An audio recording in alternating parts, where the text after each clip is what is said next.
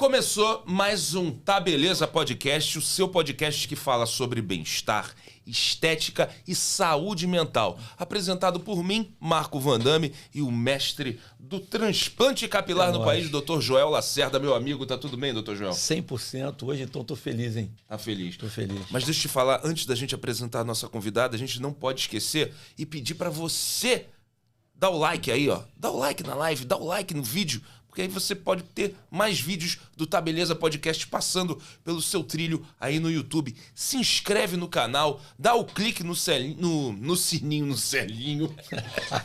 meu selinho. Dá o clique no sininho e vem com a gente no Tá Beleza Podcast. Não deixe de se inscrever. E hoje a gente recebe uma baita psicóloga. Ela já foi lá na FM o Dia, a gente trocou uma ideia com ela, eu e Thales Miguel.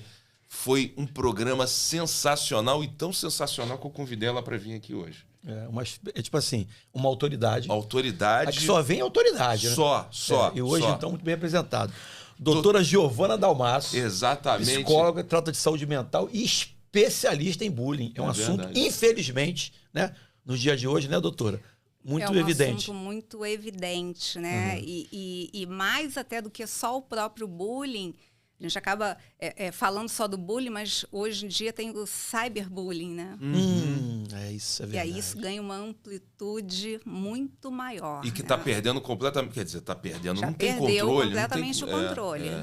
Enfim, mas a gente vai passear sobre vários tipos de bullying e que atormentam tantas pessoas, atormentam muitas crianças. Mas o que chamou a nossa atenção aqui, né, doutor Joel? A gente recebe vários profissionais da estética. Uma das principais causas de procura nas clínicas estéticas, seja a estética qual for, o procedimento qual for, é o bullying. As pessoas não aguentam mais o bullying. E, assim, a aparência ainda é motivo para o outro brincar, fazer pouco caso. Há todo um trabalho para que isso não aconteça mais, mas eu acho que, na verdade, na prática, isso está longe de acontecer. As pessoas sofrem ainda muito com isso, né? É muito comum e tem aumentado muito com a questão da rede social, né? O quanto que se critica o corpo do outro, né? E isso não é uma coisa só, isso é uma coisa assim tão normalizada, né? Que até a gente mesmo, quanto que a gente às vezes não olha para alguém e fala, você engordou, você emagreceu, é o corpo do outro, né? Então, assim, a gente tem que aprender a respeitar um pouco mais. Mas quando a gente está falando de bullying, essa busca por procedimentos estéticos, a gente tem que olhar também o autoconceito da pessoa, né? Qual é a autoestima que você tem, né? Então, assim, eu costumo perguntar muito para os meus pacientes, que nota que você dá para a sua autoestima? Você já parou para pensar nisso? Você, Van Damme, que nota que você dá para a sua autoestima? E às vezes está bem, às vezes está lá embaixo. Depende. Pois é, então assim, essa sua autoimagem, essa construção da sua autoimagem é que vai estar também definindo muito até o quanto que você aguenta uma crítica do outro ou não. Porque tem pessoas que passam facilmente por uma crítica. Tem outras que não, tem outras que vão adoecer a ponto de ficar buscando tratamentos estéticos. Não falta um pouco de empatia por parte das pessoas, porque, por exemplo, você faz o bullying ou uma crítica, né, ao corpo, à imagem, ao comportamento de outro. Mas se esse outro, por sua vez, tem uma autoestima muito elevada e não se importa, você é sem noção, bota aquele biquíni, mas aí já critica também a autoconfiança da pessoa. Quer dizer, vive de crítica essa pessoa. Não falta um pouco de empatia? A gente deixar o outro fazer o que quiser, bem entender da vida dele? Falta empatia, falta educação também, né? Isso. E um pouco de amor próprio, né? Porque quem se ama não está preocupado com a vida do outro, ou não? Quem se ama não está preocupado com a vida do outro. Aí depende da personalidade dessa pessoa, né? Eu acho que tem muito mais a ver até com ocupação. Sim. Eu acho que quando a pessoa tem ocupação, ela não tem tempo de se preocupar com a vida do outro, né? Eu acho que vai mais por esse caminho. Sim. Mas eu fico pensando também numa sociedade... Posso generalizar e falar de todo mundo, mas a sociedade várias vezes dá indícios de quanto é cruel, né? E a rede social tá aí para mostrar isso. Cara, outro dia eu nem ia falar sobre isso, que veio a cabeça, né, do outro, né, quando fala sobre o outro. Em relação à criança, eu tava vendo o neném da VTube, Sim. as críticas que... caramba, cara, É a criança absurdo. é um bebê. É um bebê. Então, tipo assim, isso é maldade. E não há limites. A pessoa se sente no direito de colocar, de falar uma barbaridade, de ser cruel com um bebê, cara. Sim. Você não Agora eu pensa- concordo com a doutora. Isso aí é muito tempo disponível. É. É muito tempo Exatamente. livre. Mas será, cara? Eu acho que tem sempre aquele que vai lá, olha e dispara. Muitas vezes não tem nem cara na internet. Se bem que esses que não tem cara na internet são os que não tem tempo pra nada, que realmente tem tempo pra isso, ficam vasculhando a vida dos outros. Mas assim, é cheio de uma crueldade absurda. E isso parece um traço característico na sociedade de hoje, o que é muito preocupante. Sim. Que, pô, eu tenho uma filha, tenho um enteado, que, pô, filho, isso me deixa apavorado, pra ser bem sincero. Sim, Sim. que dói muito mais na gente. É na gente do que Sim, neles. quando afeta o filho, né? Mas desse caso aí eu acho que vai até um pouco além. Acho que entra a questão assim também do... você tem muito mais coisas do que eu gostaria de ter, né? Então, uma forma... Já que eu não estou conseguindo atingir você e o pai da criança, eu vou atingir você através do seu filho, né? Então, aí é um outro tipo Entendi, de maldade mesmo, né? pois É aquela coisa da inveja mesmo, né? Entendi. E na escola, é muito comum o bullying na escola, né? É muito comum. E é o mais doloroso ou não? Para a criança. É extremamente doloroso, extremamente complexo do ponto de vista assim, do desenvolvimento da criança, né? Sim. Porque tem muito adulto que vai ter crises de ansiedade, depressão, problemas de autoimagem, tudo por conta do bullying sofrido na infância. Né? Então, tudo que acontece na infância, ele tem um peso muito grande. Sim. E qual é o tipo de conduta que os pais têm que adotar? Fala com a direção, vai na polícia, fala com o pai, briga? O que é o mais assim indicado para não afetar ainda mais, né, a questão da criança? Porque pode voltar isso para a criança também depois. Na realidade, aí tem duas questões, né? A gente está olhando para a pessoa que sofre o bullying, mas também a gente tem que olhar para a pessoa que faz o bullying. Para o agressor. Né? Porque muitas vezes o agressor ele passa impune, né? E aí, assim, dentro dessas pessoas que fazem o bullying, normalmente são pessoas que se destacam na sala, né? Ou são muito bonitas, ou são muito... Os populares, né? Os populares, né? E aí formam os grupinhos e, enfim, começa a excluir o outro. Tem aquelas pessoas isoladas que obrigam determinadas pessoas a fazer o que ele quer em cima de outras pessoas, né? Tem aqueles grupos que são separados, excluídos, como... Por exemplo, a gente vê muito crianças autistas, crianças com algum tipo de transtorno de aprendizagem, né? Um TDAH, uma dislexia. Sim. Enfim, essas crianças elas são muito excluídas e assim massacradas mesmo na escola. Você falou agora sobre as crianças autistas, assim, as escolas hoje, grande parte delas se diz preparada para receber crianças autistas. Mas pelo que a gente já percebeu aqui no podcast de convidados que também são pais, mães de crianças autistas, não é bem assim. Por mais que a escola tenha um programa, não sei se é um programa, mas elas são acolhedoras nesse aspecto, ainda existe muito bullying. E isso torna ainda mais essa questão complicada, né? Porque a criança ainda sofre muito com bullying, a criança autista sofre muito com bullying. E aí, assim, eu até... Vou discordar um pouco, não são todos. São, na realidade, muito poucas as escolas que estão preparadas para receber esse tipo de aluno. Não só os alunos autistas, mas os alunos com algum déficit relacionado à aprendizagem. Né? Então, a gente tem que separar aí as escolas que são conteudistas das escolas construtivistas. Essas, sim, com um olhar muito mais acolhedor para essas crianças. Né? Existe escola pública com esse perfil? Eu, particularmente, não conheço. Não conheço. Triste, né? Isso vai fazer uma diferença absurda no futuro, né? Sim. E outra coisa também, o aluno agressor também pode estar passando por um tipo de transtorno e também precisa de ajuda?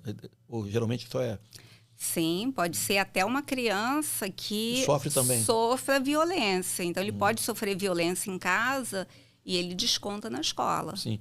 E existe algum tipo de punição para esse aluno, assim, formal? As escolas costumam tomar providência ou fingem que nada está acontecendo? Eu percebo que a maioria das escolas não faz muita coisa nesse sentido, a não ser que pai e mãe entrem em ação. Só que muitas das crianças que sofrem bullying, elas têm medo e vergonha de relatar isso em casa.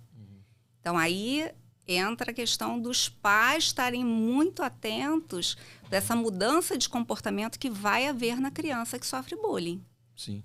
Então, é aquela criança que em casa ela vai ficar mais quietinha, mas vai começar a ficar mais introspectiva.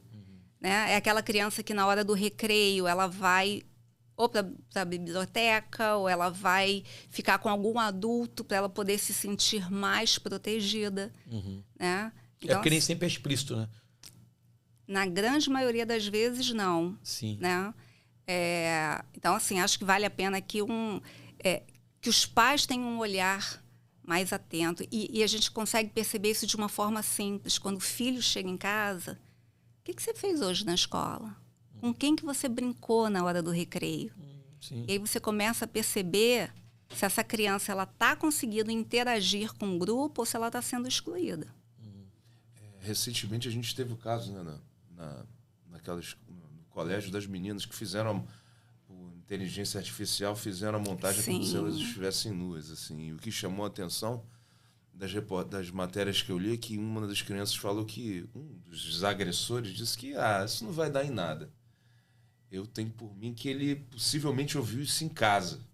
E a minha grande preocupação é o que será que os pais dessas crianças falam para elas, estão falando nesse momento, de tentar passar para esses meninos o quanto foi errado ter feito isso, né? Sim, pois é. Aí a gente elas não foram nem expostas. As meninas foram expostas porque elas não tiraram fotos nuas. Sim. Eles criaram isso. E até agora acho que nada aconteceu mesmo. Eu acho que vai acontecer porque foi numa escola de um padrão social alto. Né? Se fosse numa escola pública, provavelmente se passaria batido. Né? Mas na escola que foi... Com quem mexeu. Né? Com quem mexeu, isso não vai passar. Com quem mexeu. Quando mexe, né? Essa dependendo é a do grande tamanho, questão. aí acontece. Porque realmente foi... Qual é a orientação para o responsável que percebe que o filho está sofrendo bullying? Ele inicialmente procura coordenação. Assim, estou falando qual é a orientação sob o ponto de vista positivo para a criança, para o menor. Sim. Vai procurar coordenação se for o caso, né? Aí dependendo da gravidade. Mas o quanto que é importante, primeiro, acolher essa criança, né? E mais do que acolher, estimular o que ela tem de positivo, né? As qualidades, os talentos essenciais que essa criança tem.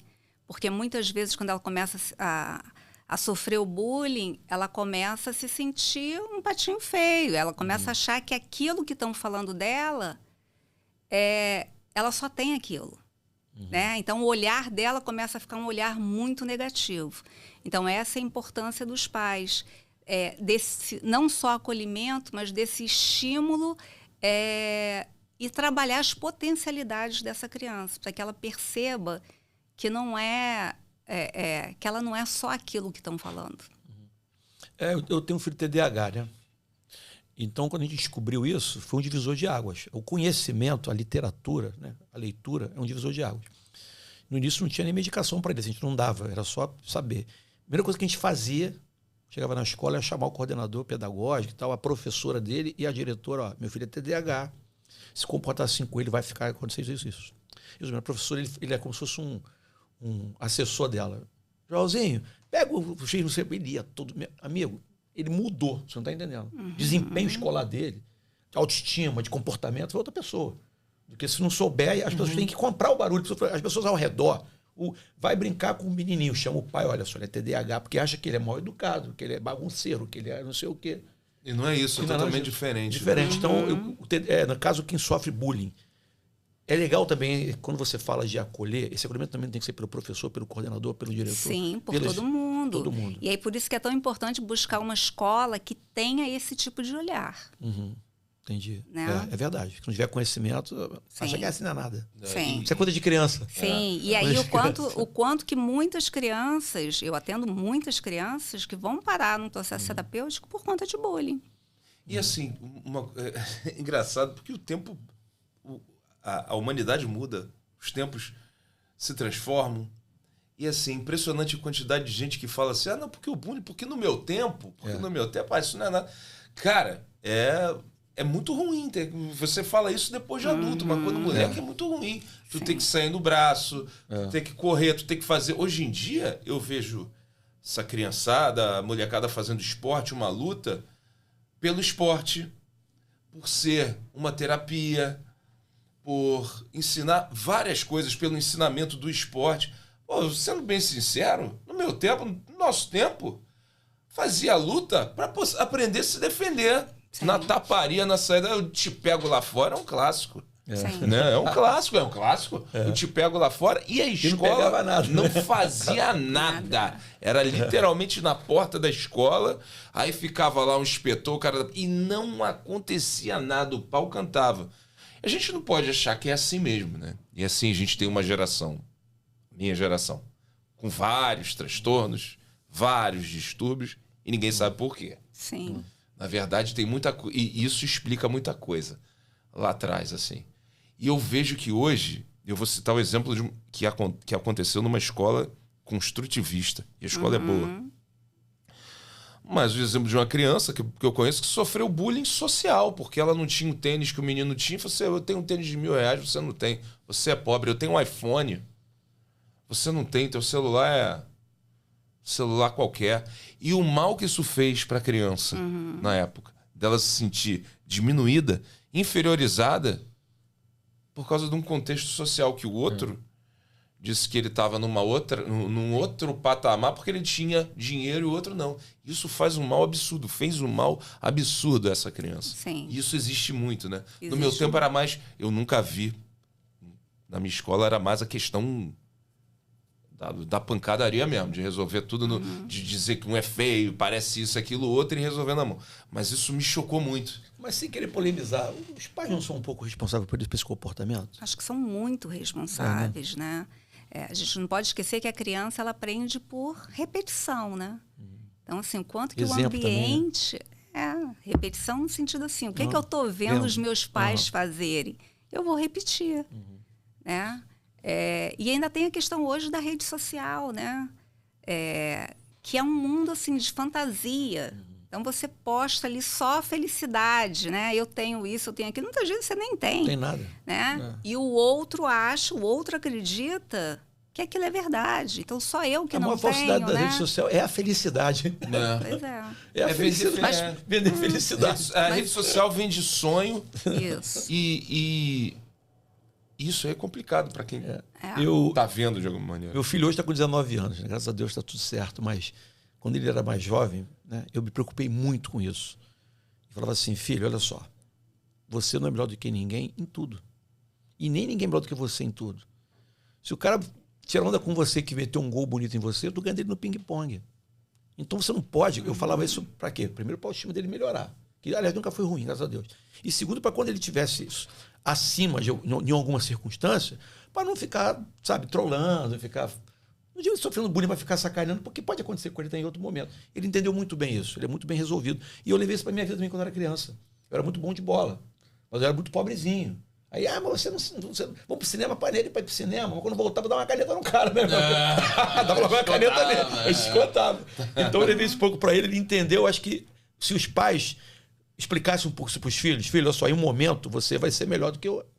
Que fulano. Sim, porque em outro momento ele vai ser melhor do que você. Ninguém é bom em tudo, né? Exatamente. É isso que eu estou falando, de estimular os talentos essenciais. Por exemplo, eu tenho certeza que o Van Damme, desde muito pequeno, se comunica muito bem. Eu acho que não. Sabia que eu era muito tímido, tinha muita dificuldade. Tudo bem, E aí eu tive até ajuda terapêutica. Mas a voz ajudou, né? Aí, mas assim, foi um processo de construção. E quando eu fui trabalhar em rádio, eu não era não era desinibido, não, mas eu botei na cabeça que eu precisava me transformar para aquilo ali. Eu queria alguma coisa que eu precisava me transformar. E foi também um processo doloroso.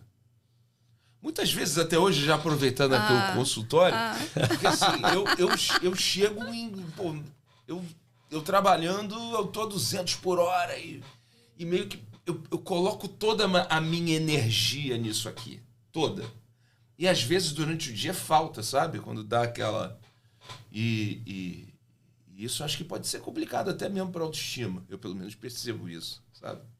Eu acho que eu coloco muita energia em determinados momentos. Mas não, é para repor energia. Para repor, pode ser Fica também. Tranquilo, é o corpo.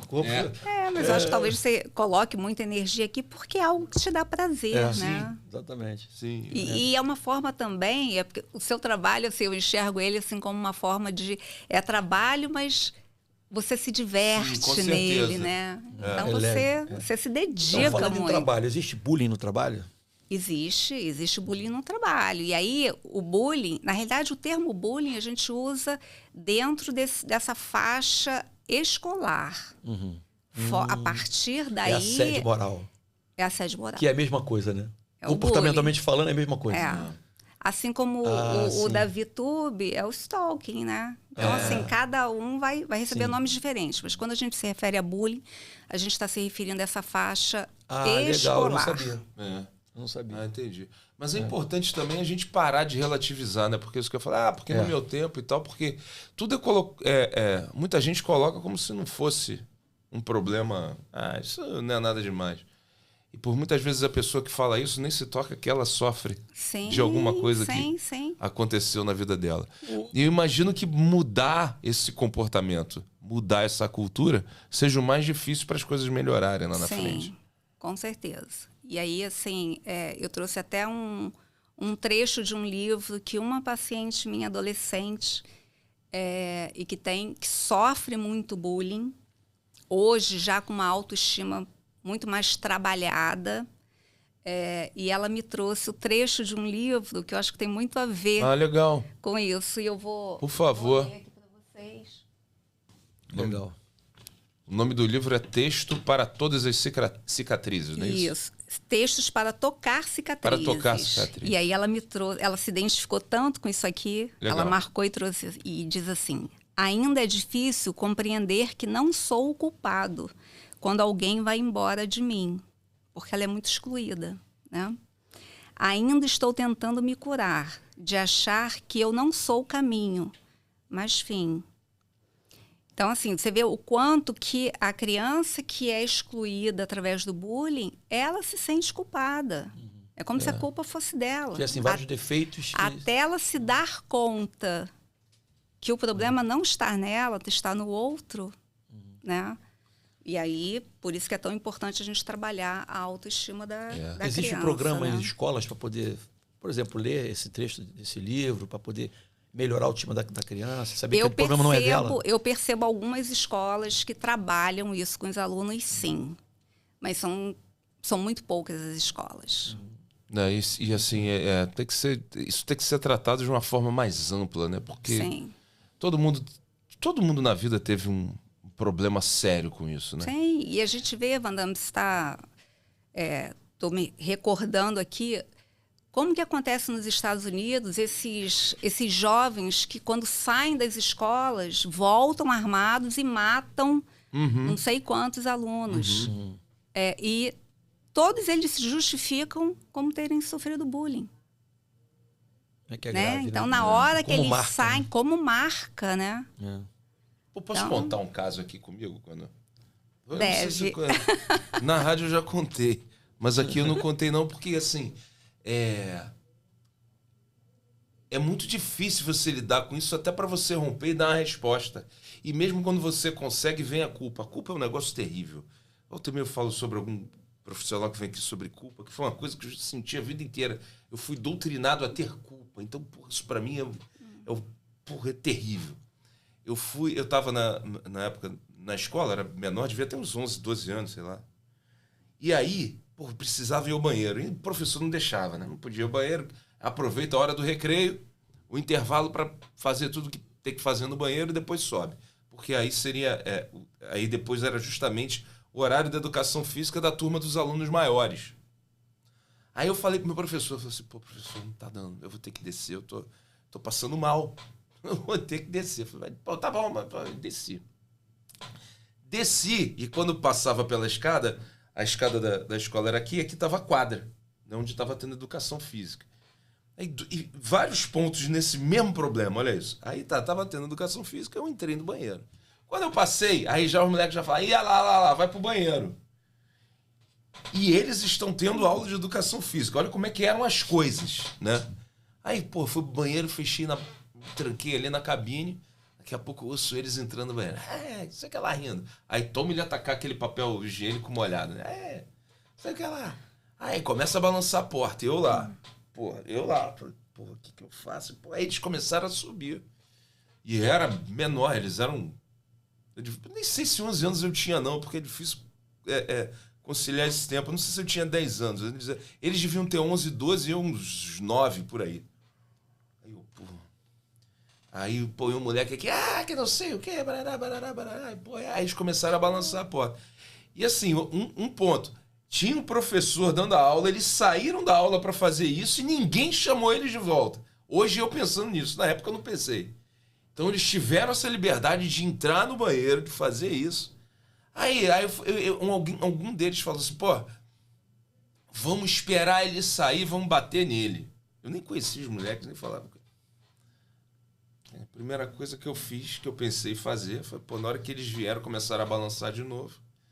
Aí eu já fiz na mão, quando eles começaram a balançar a porta, eu abri e taquei cocô neles. Comecei a tacar cocô nos moleques. Eles foram embora, saíram correndo, porque, pô, o primeiro já recebeu logo de cara. Já recebeu o presentinho logo de cara. Tomou. Aí eles foram correndo pelo banheiro e sumiram. Aí eu fui, porra, eu apavorado, com medo deles me pegarem na saída do banheiro e deles falarem pros diretores e eu tomar a suspensão. Aí eu saí correndo, subi a escada, voltei para aula. E não falei com ninguém, não falei com o meu professor. E nem falei com o professor da educação física deles, que era com quem eu deveria ter falado, que o cara tava lá. O cara tava lá. Tipo assim, como isso era normalizado, né? Eu não esqueço disso nunca. Possivelmente eles também não.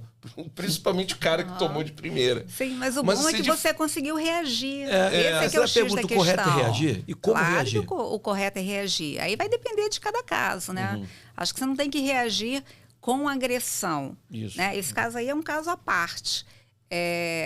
Mas você tem que se impor. Você tem que se impor. E isso vale para... Acho que para tudo, né? As pessoas vão te tratar da forma que você permitir que ela te trate, né?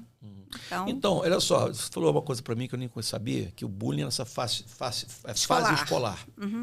E que no trabalho é assédio moral, stalking, né? Na internet. E mulher trans, homem trans, que no seu dia a dia sofre algum tipo de agressão. É muito similar isso? Como é que funciona isso? Porque isso acontece. Homossexual, o travesti, o homem ou a mulher trans, sendo trollado, não é que você fala o nome. Enfim, mas aí eu acho que já vai para um outro... Crime, discriminação. Discriminação, preconceito. Entendi. Mas é muito comum também. É muito comum, né? Muito comum. Só que aí, nesse caso específico, aí você já tem uma lei e aí você vai... Já faz... Aí o negócio já é diferente, né? Mas, principalmente da minha geração, né? Já tinha menino que era chamado de menininha, mariquinha, era muito comum. E certamente essas pessoas têm traumas que carregam desse tempo até hoje. Sim. Com certeza. Sim. Apesar de que já houve casos, eu acho que já teve pelo menos 2 casos de pais que foram condenados por conta de bullying. Porque aí, no caso, por ser menor de idade, quem vai ser responsabilizado são os pais. Então, eu acho que começa aí um movimento, porque tem que dar um basta, porque está fugindo do controle. E aí, talvez os pais, né, sentindo isso na pele. Sim.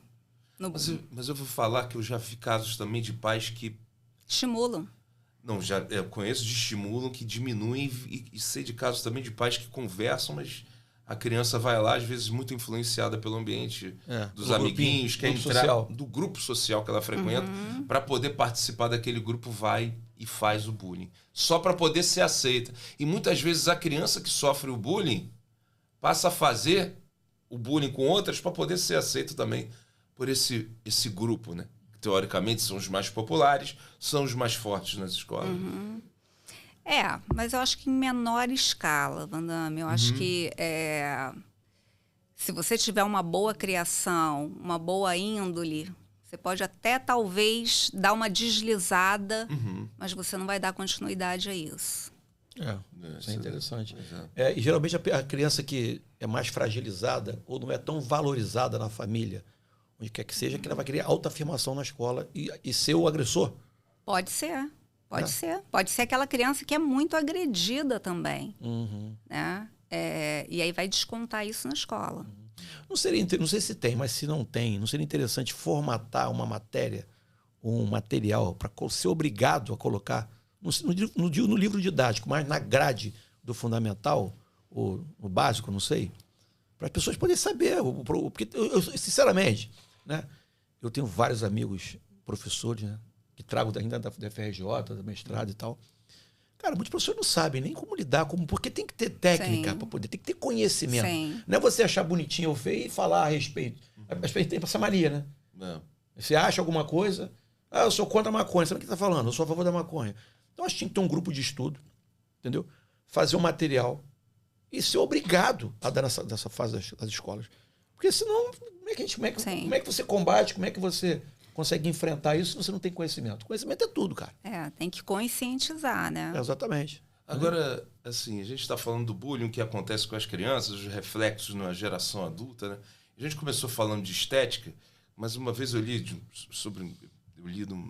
na revista, no portal, o seguinte, ela sofria tanto bullying por causa do formato do nariz, por causa da orelha. De abano. A orelha de abano, como se dizia, enfim.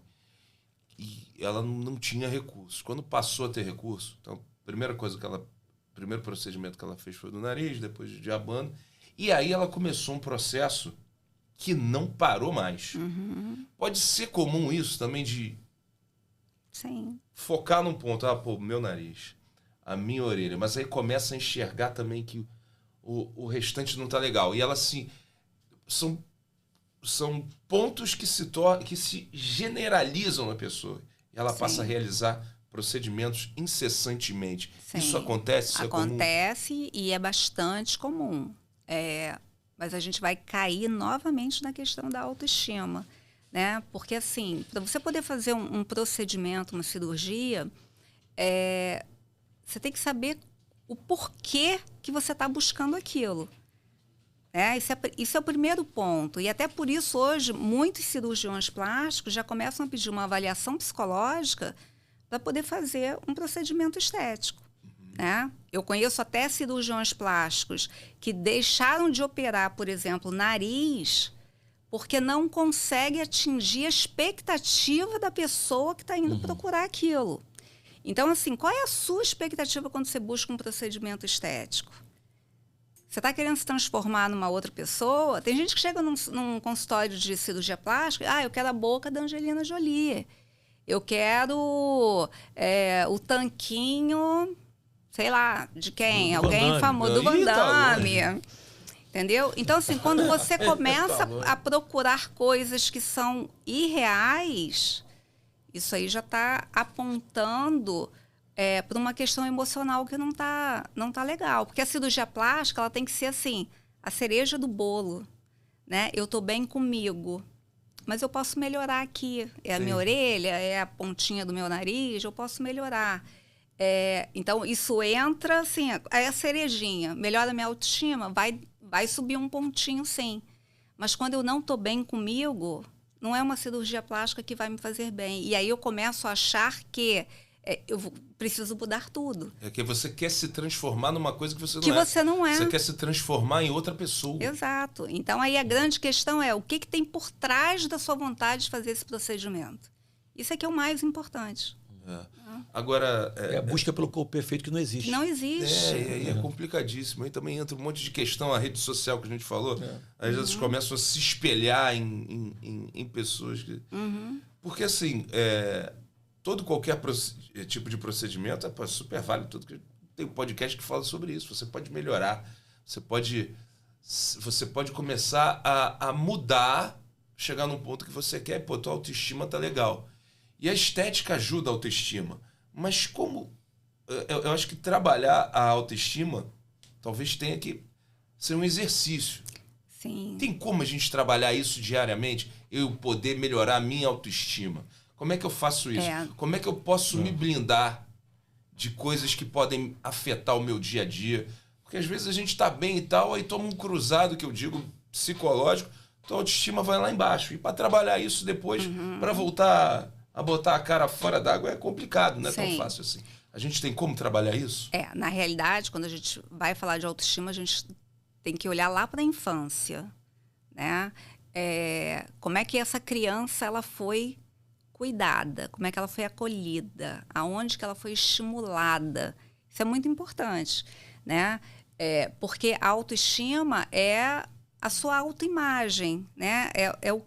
É como você se reconhece, né? Então, assim, será que eu fui devidamente estimulada nos meus talentos essenciais na infância? Todo mundo tem um talento, né? Então, assim, por isso que é tão importante a gente estimular a criança, deixar a criança errar, porque, assim, é errando que a gente aprende, deixa experimentar, né?